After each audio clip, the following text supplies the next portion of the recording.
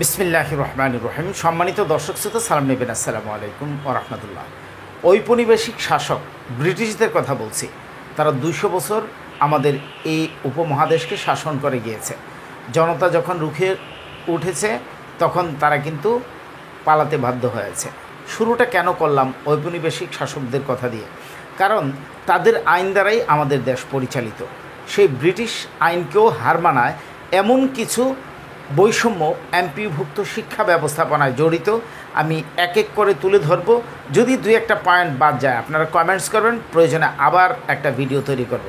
সম্মানিত দর্শক শ্রোতা, যা বলছিলাম, একজন মাধ্যমিক পর্যায়ে প্রতিষ্ঠান প্রধান, উনি এমপিভুক্ত শিক্ষক কেন, ওনাকে ষষ্ঠ গ্রেড থেকে ডিমোশন দিয়ে ওনাকে সপ্তম গ্রেডে দেওয়া হয়েছে।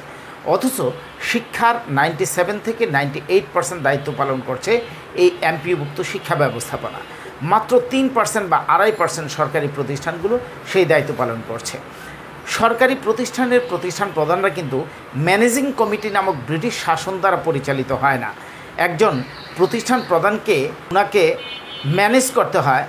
যে ম্যানেজিং কমিটি কী জিনিস, তাদের সদস্যরা এসে প্রতিষ্ঠানে বসে, এসে বলে যে দরজাটা খটখট করছে, দরজাটা পাল্টাতে হবে, গেটটা পাল্টাতে হবে, আস্তরগুলো কালো হয়ে গেছে, আবার নতুন করে রং করতে হবে, একটু মোজাইক করতে হবে, টাইলস লাগাতে হবে, বিভিন্ন ধরনের রিকোয়ারমেন্ট তারা নিয়ে আসে। প্রতিষ্ঠান প্রধান যদি কোনো ক্রমে প্রতিষ্ঠানের দিকে খেয়াল করে উনি যদি দ্বিমত পোষণ করেন, তার উপর হাত তুলতেও তারা দ্বিধাবোধ করে না। তাই আমরা এই ব্রিটিশ শাসন থেকে মুক্তি চাই। ম্যানেজিং কমিটির ক্ষমতাকে খর্ব করতে হবে, এটাই হলো দিস ইজ ফাইনাল। তারপর আরেকটা বিষয় বলতে চাই যে এই ম্যানেজিং কমিটিকে এত কিছু ম্যানেজ করার পর যেই প্রতিষ্ঠান প্রধান প্রতিষ্ঠানটা চালাচ্ছেন তাকে ডিমোশন দিয়ে ষষ্ঠ গ্রেড থেকে সপ্তম গ্রেডে নামিয়ে দেওয়া হলো। আমরা জোর দাবি জানাবো যে অবশ্যই এমপিভুক্ত শিক্ষা প্রতিষ্ঠানের মাধ্যমিক পর্যায়ে যিনি প্রতিষ্ঠান প্রধান আছেন ওনাকে অবশ্যই ষষ্ঠ গ্রেড দিতে হবে এবং আর্থিক এবং সামাজিক নিরাপত্তা বিধান করতে হবে। এর চেয়ে আরও ভয়াবহ অবস্থা, যিনি সহকারী প্রতিষ্ঠান প্রধান, যিনি প্রতিষ্ঠান খোলার সাথে সাথে বা তার আগেই প্রতিষ্ঠানে প্রবেশ করেন এবং সকল শিক্ষক কর্মচারী সকলকে বিদায় দেওয়ার পর সব শেষে ওনাকে বিদায় নিতে হয়। প্রশাসনিক সমস্ত দায়িত্ব উনি পালন করেন। যে কোনো প্রকার সমস্যা মোকাবেলা করেন উনি ম্যানেজ না করতে পারলে পরবর্তীতে প্রতিষ্ঠান প্রধান আসেন। প্রতিষ্ঠান প্রধান সাধারণত তার একটা রুম দেওয়া থাকে, বরাদ্দ করা থাকে, সেই রুমে বসে উনি গল্প করেন, ম্যানেজিং কমিটির লোকদেরকে ম্যানেজ করেন বা বিভিন্ন ধরনের কাজ করেন। কিন্তু প্রশাসনিক সম্পূর্ণ দায়িত্বটা একজন সহকারী প্রধানকে পালন করতে হয়। সেই সহকারী প্রতিষ্ঠান প্রধানের জন্য আলাদা কোনো স্কেল নাই। একজন সিনিয়র শিক্ষক যে বেতন স্কেলে বেতন পান, তিনিও সেই একই গ্রেডে বেতন পান। কেন তাকে সপ্তম গ্রেড দেওয়া যায় না? আমরা জোর দাবি জানাবো যথাযথ কর্তা ব্যক্তিদেরকে অবশ্যই সহকারী প্রধানকে সপ্তম গ্রেড দিতে হবে। সম্মানিত দর্শক শ্রোতা, এবার আসেন, যেভাবে পারছে সেভাবে শাসন করছে। কারণ ব্রিটিশরা আমাদেরকে শিখিয়ে গেছে, যা এখনও আমরা তা লালন করছি। আপনারা জানেন যে এমপিভুক্ত শিক্ষায় মাউসি আছে, মেমিজ আছে, কারিগরি শিক্ষা আছে, যেভাবে পারছে শাসন করছে। জেনারেল শিক্ষায় দেখা যায় যে সাধারণ শিক্ষকরা 10 বছর পর প্রথম উচ্চতর গ্রেড পায় এবং 16 বছর পর তারা দ্বিতীয় উচ্চতর গ্রেড পায়। কিন্তু দেখা গেল মাদ্রাসা জেনারেল শিক্ষকরা দ্বিতীয় উচ্চতর গ্রেড পাচ্ছে না। এটা একটা অবশ্যই বৈষম্য।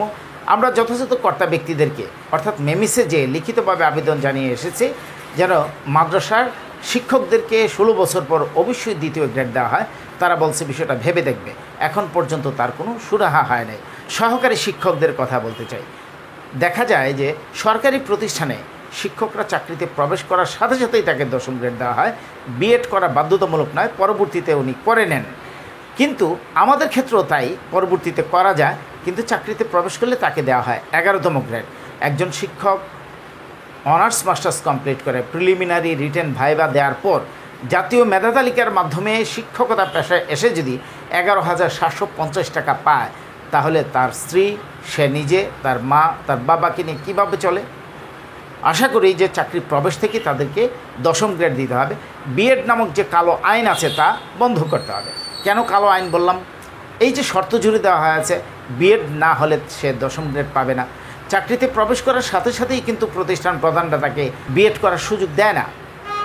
1-2 বছর যায়, প্রতিষ্ঠান প্রধানকে মিষ্টি খাওয়াতে হয়, তারপর তার অনুমতি নিতে হয়, এরপর বিএড করে আসার পর আবার রেজুলেশন করাতে ম্যানেজিং কমিটিকে মিষ্টি খাওয়াতে হয়, প্রতিষ্ঠান প্রধানকে মিষ্টি খাওয়াতে হয়, আবার যখন 10ম গ্রেড লাগে তখনও তাকে কিন্তু মিষ্টি খাওয়াতে হয়। এই যে ধরেন এই কালো আইনগুলো সরকারিদের নাই, আমাদের ক্ষেত্রে কেন সংযোজন করা হয়েছে? আমরা তো শিক্ষার 97 থেকে 98% দায়িত্ব পালন করছি, আমাদের উপর কেন চাপিয়ে দেওয়া হচ্ছে এই বিষয়গুলো? সম্মানিত দর্শক শ্রোতা, আপনাদের ব্যাপক শেয়ারের মাধ্যমে আমরা এটা প্রচার করতে চাই। মাননীয় শিক্ষা উপদেষ্টা তথা মাননীয় পরিকল্পনা উপদেষ্টার টাইমলাইনে আপনারা অবশ্যই তা শেয়ার করবেন, আমি ব্যক্তিগতভাবেও করব।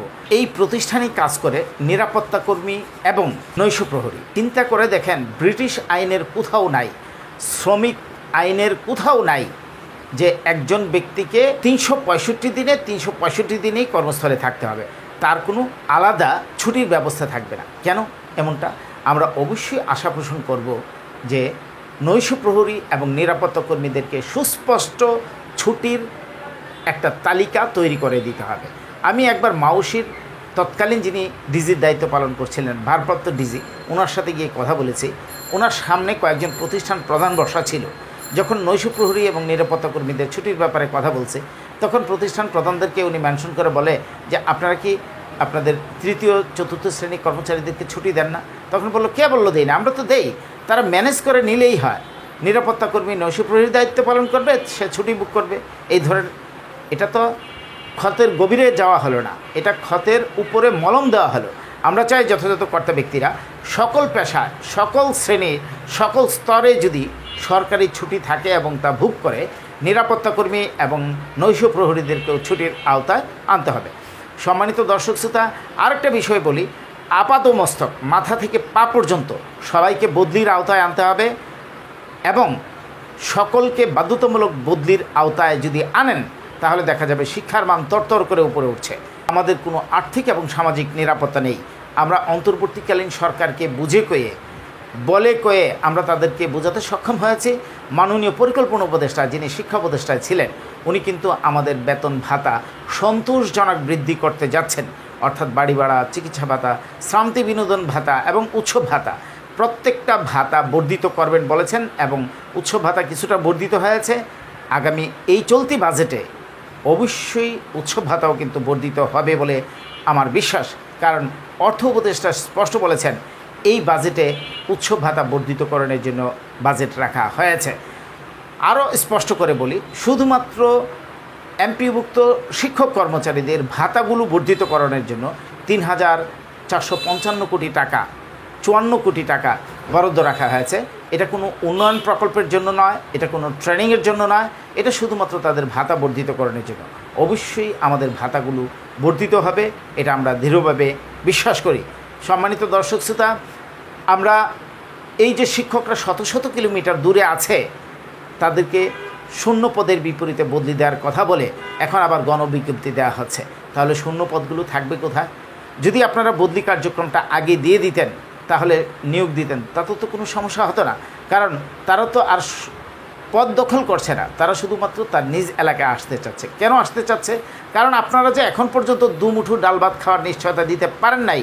স্বাধীনতার 54 বছর হয়ে গেছে, এখন পর্যন্ত একটা পরিবার চলতে ন্যূনতম 25,000 টাকা দরকার, আপনারা তাদেরকে দিচ্ছেন 11,750 টাকা। আশা করি শিক্ষকদের আর্থিক সামাজিক নিরাপত্তা বিধানকল্পে সব ধরনের ব্যবস্থা গ্রহণ করবেন। আর অন্তর্বর্তীকালীন সরকারকে যেহেতু আল্লাহ সুযোগ দিয়েছে, তারা অবশ্যই সকল রাজনৈতিক নেতৃবৃন্দের কুপরামর্শ পরিত্যাগ করে আপনারা দৃশ্যমান শিক্ষক কর্মচারীদের বেতন ভাতা বৃদ্ধি করে যাবেন, এটাই আমাদের প্রত্যাশা। শেষমেশ এতটুকু বলতে চাই, আপনারা অনেকেই বারবার আমাকে বিরক্ত করেন যে স্যার বাড়ি ভাড়া কি পার্সেন্টেজে হবে কি না। বাড়ি ভাড়া পার্সেন্টেজে হওয়ার জন্য আমাদের যতটুকু দৌড়ঝাঁপ দরকার আমরা সবটুকু করব, আপনারা পাশে থাকবেন। ইনশাল্লাহ আমরা সফল কাম হবই হব, আমাদেরকে হতেই হবে। কারণ আমাদের যদি ভাগ্যের পরিবর্তন না হয়, শিক্ষার উন্নয়ন সম্ভব হবে না। তাই যথাযথ কর্তা ব্যক্তিদেরকে সেই বিষয়ে সবচেয়ে বেশি নজর দিতে হবে। সবাই ভালো থাকবেন, সুস্থ থাকবেন। আসসালামু আলাইকুম ওয়া রাহমাতুল্লাহি ওয়া বারাকাতুহু।